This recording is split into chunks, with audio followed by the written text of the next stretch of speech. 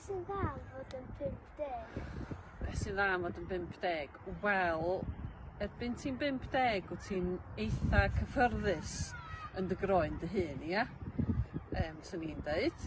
A hefyd, os oes gen ti blant, fath os gynna i, erbyn ti'n yn dy 50 fod y blant di tyfu, so maen nhw'n fwy annibynnol, sy'n golygu bod gen mamis a dadis wrach mwy o amser iddyn nhw hunan.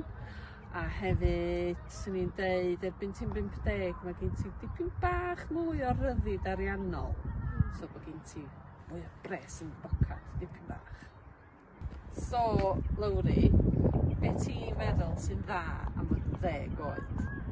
Wel, mae yna lot o pethau wahanol da sy'n gallu bod yn cael 10 oed. Ti'n gallu cael ymarfer corff, neu ffrindiau newydd, a jyst lot o pethau